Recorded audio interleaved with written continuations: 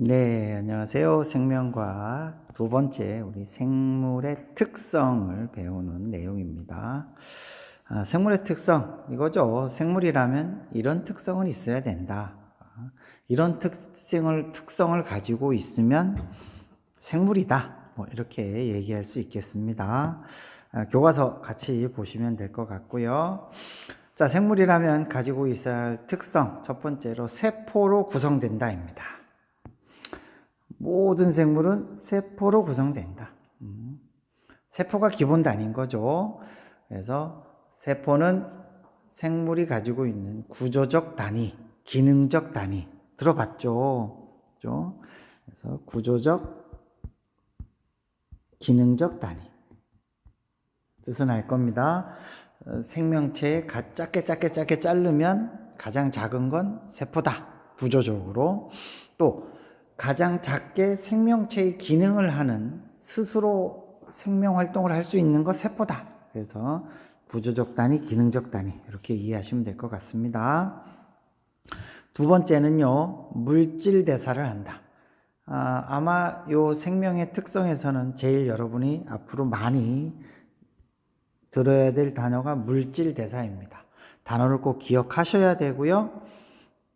관련된 동화작용과 이화작용도 같이 알아두셔야 됩니다. 자, 물질 대사는 생명을 유지하기 위해 생명체 내에서 일어나는 화학 반응.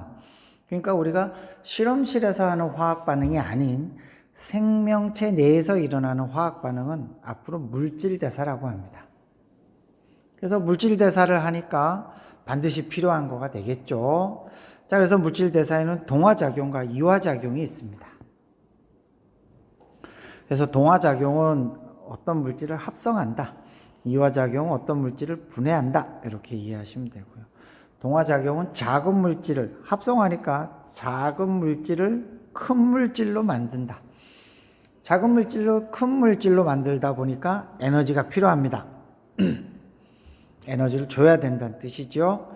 대표적인 예로 광합성이 있습니다. 광합성은 물과 이산화탄소를 합쳐서 포도당이라는 고분자를 만들죠.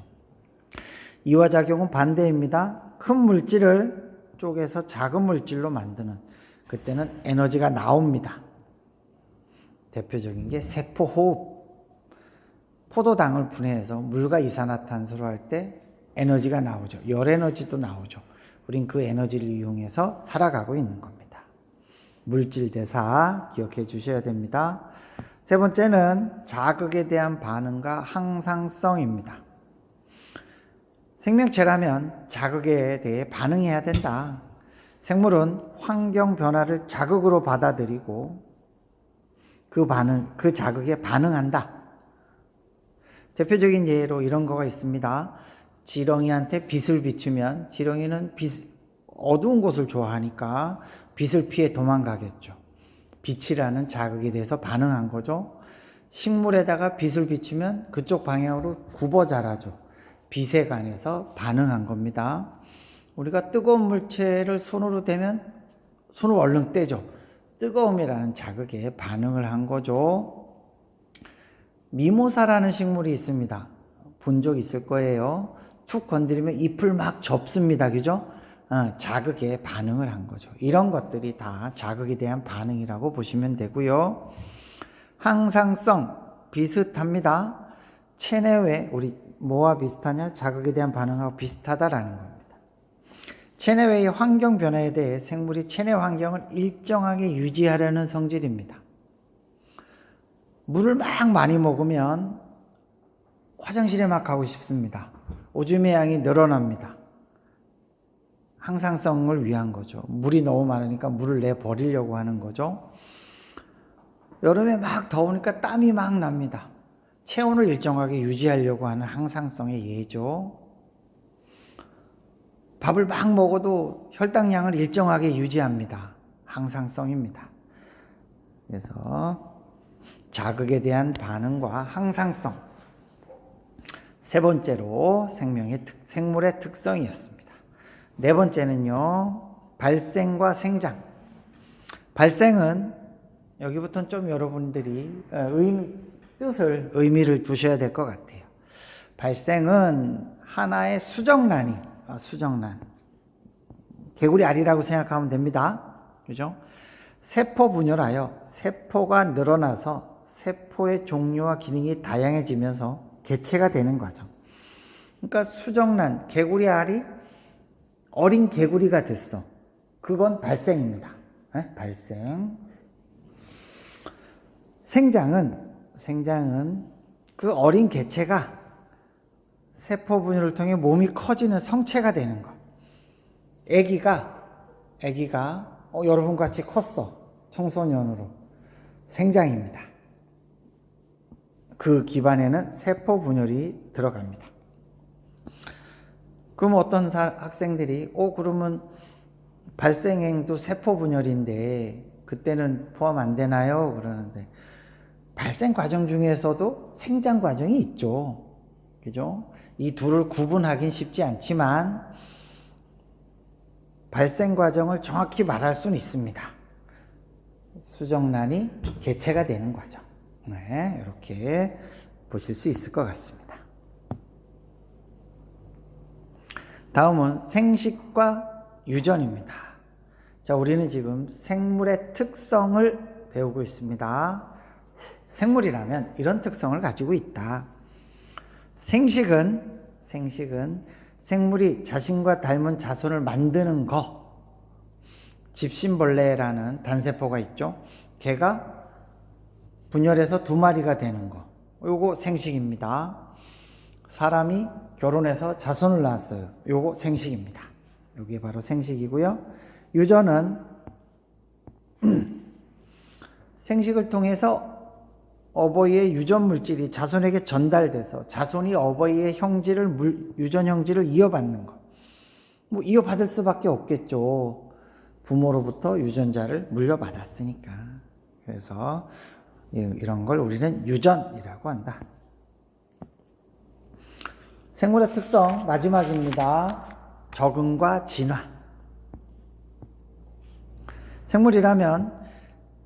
생물이 자신이 살아가는 환경에 적합한 몸의 형태, 기능, 생활 습성 등을 가지는 겁니다. 몸의 형태, 기능, 생활 습성 등을 갖게 되는 걸 적응이라고 합니다. 적응.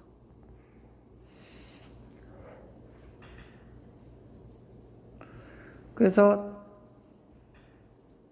여우를 보면 사막여우 같은 경우는 귀가 큽니다. 근데 북극에 사는 여우는 귀가 작습니다. 온도에 적응한 거죠. 온도에. 이런 걸 우리가 적응이라고 하고요. 진화는 생물이 여러 세대에 걸쳐 환경에 적응한 결과 적응이 기반이 돼야 됩니다. 그렇지만 적응이 곧 진화는 아닙니다. 적응한 결과 집단의 유전적 구성이 변하고 여기서부터 좀 어려워지죠. 유전자가 바뀌고 이런 뜻이라고 보면 됩니다. 현대는 진화를 하나 개개인의 유전자로 보는 것이 아니라 집단, 그 전체 집단으로 보기 때문에 이런 개념을 썼습니다. 나중에 또 배울 기회 있으니까 그건 그때 설명하고요. 어쨌든 유전자가 바뀌어서 형질이 달라져가지고 새로운 종이 나타나는 거. 이게 바로 진화라고 볼 수 있습니다. 우리 흔히 갈라파고스 군도의 새 얘기 많이 하죠. 옛날엔 다 하나의 새였습니다. 근데 섬에 있다 보니까 먹이가 다 달라. 그러다 보니까 어떤 그 핀치새라고 하죠. 어떤 새는 선인장과 과일을 먹고, 어떤 새는 딱딱한 열매를 먹고, 어떤 새는 나무를 파서 그 안에 벌레를 잡아먹고, 이러다 보니까 부리 모양이 달라졌죠. 그래서 갈라파고스 군도의 핀치새들은 처음에는 딱 한 종이었는데 여러 군데 적응하다 보니까 이렇게 여러 개의 종으로 달라졌다. 이건 진화가 됩니다. 그래서 나중에 시험 문제는 연습 문제를 통해서 적응 진화는 다시 한번 설명을 해줄 거고요. 적응과 진화를 구분해라 라는 시험 문제는 거의 없습니다. 적응 진화는 한꺼번에 같이 이해하시면 될 것 같습니다. 자, 우리 지금까지 생물의 특성 알아봤습니다. 생물의 특성에는 세포로 구성된다. 물질 대사를 한다. 그렇죠? 자극에 대한 반응과 항상성을 한다. 발생과 생장을 한다. 생식과 유전을 한다. 적응 진화를 한다. 이런 거 생물이라면 이런 특성을 가져야 된다 라는 거 꼭 기억해 주시기 바랍니다. 이 생물의 특성 단원이 나오면요 꼭 같이 따라오는 놈이 바이러스입니다. 바이러스 우리 요즘 많이 들어봤죠. 뭐 때문에? 코로나 때문에 많이 들어봤습니다. 그죠? 왜 이렇게 우리를 힘들게 하는지 바이러스 잘 알아야 되겠죠. 바이러스는 보겠습니다. 생명체의 특성도 있고요.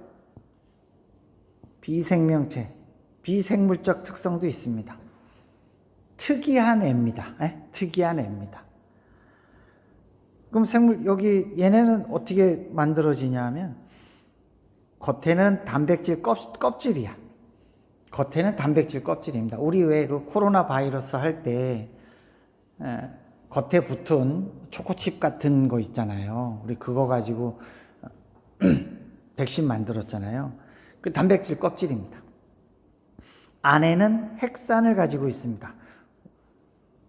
우리 통합과학 시간에 핵산 배웠죠. RNA나 DNA. 바이러스를 구분한다 그러면 핵산의 종류에 따라서 RNA가 들어있으면 RNA 바이러스, DNA가 들어있으면 DNA 바이러스, 더 무서운 놈은 RNA 바이러스라고 하죠. 코로나도 RNA 바이러스입니다. 변종이 많다. 돌연변이가 많다. 숙주에 따라서 숙주는 바이러스가 번식할 때 들어가는 세포를 숙주라고 해요. 그래서 세균한테 들어가는 세균 바이러스, 사람과 같이 동물한테 들어가면 동물 바이러스, 식물한테 들어가면 식물 바이러스, 이렇게 구분을 합니다. 자, 이 바이러스의 특성 중에 생물적 특성과 비생물적 특성 구분하면 바이러스는 유전 물질을 가지고 있어. 그리고 그게 자손한테도 전달됩니다. 그러면 유전의 특징이 있는 거죠. 그죠? 그래서 유전 형상이 있고요. 돌연변이가 있습니다. 돌연변이가 일어난다는 것은 적응 진화라고 볼 수 있죠. 이런 건 생물적인 특성입니다. 그런데 비생물적인 특성, 세포가 아니야. 우리 아까 생물의 특성 중에 세포로 구성된다 있었죠. 얘는 세포가 아닙니다. 그냥 숙주세포 밖에서는 단백질 결정체입니다. 덩어리야 그냥. 또한 스스로 물질 대사를 못해. 그럼 어디서 물질 대사를 하느냐? 숙주 안에 들어가야만 가능해, 물질 대사가. 이런 특징들이 있습니다. 바이러스의 증식 과정을 한번 살펴보겠습니다. 바이러스는 그림처럼요. 세포 안으로 숙주 안으로 들어가는데 안에 들어가서는 껍질은 필요 없습니다. 이 바이러스의 유전자를 이 세포가 갖고 있는 바이러스 이 숙주가 갖고 있는 모든 걸 이용해서 자신과 똑같은 애를 만듭니다. 핵산을 복제하고 단백질 껍질도 해가지고 합성하고 그 다음에 합칩니다. 합친 다음에 바깥으로 뚫고 나와. 이 세포는 얘네들이 여기 3마리만 그랬지만 엄청 많이 만듭니다. 얘네가 뚫고 나오면 얘는 죽어. 이렇게. 교과서에 많이 나오는 박테리오파지라는 바이러스, 약간 외계인 또는 우주선처럼 생긴 애죠. 요 안에 얘는 DNA를 갖고 있어요. 얘는 DNA 바이러스입니다. 얘는 아까 우리 이전에는 그래도 안으로 들어갔잖아요. 얘는 안으로 들어가지도 않아. 그냥 겉에서 본인의 뭐만 집어넣어? 본인의 요 DNA만 세포 안으로 집어넣어. 그러면 얘가 얘 대장균인데요. 대장균이 막 열심히 만들어줘. DNA도 복제하고 껍질도 만들고 해서 여러 마리를 만듭니다. 그런 다음에 뚫고 나오는 게 바로 박테리오파지의 증식 방법입니다. 그래서 여기 순서 나오죠? 숙주세포에 부착한다. 숙주세포에 자신의 DNA만 삽입한다. 숙주세포의 효소를 이용하여 자신의 DNA를 복제하고 껍질도 만들어서 새로운 바이러스를 만들어서 숙주 밖으로 나온다. 교과서에 많이 나오는 바이러스의 종류입니다. 얘는 에이즈 바이러스, RNA 바이러스입니다. 이렇게 생겼고요. 얘는 담배 모자이크 바이러스, 얘는 식물에 들어가게 되죠. RNA를 갖고 있는 애고요.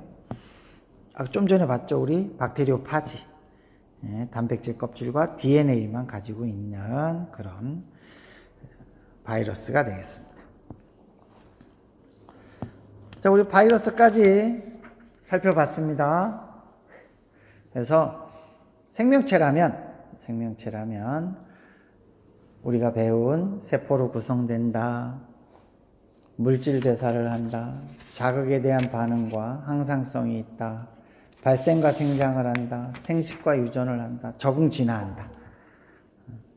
같이 좀 잘 기억해 주시기 바랍니다. 교과서에 다 있습니다. 오늘도 고생하셨습니다.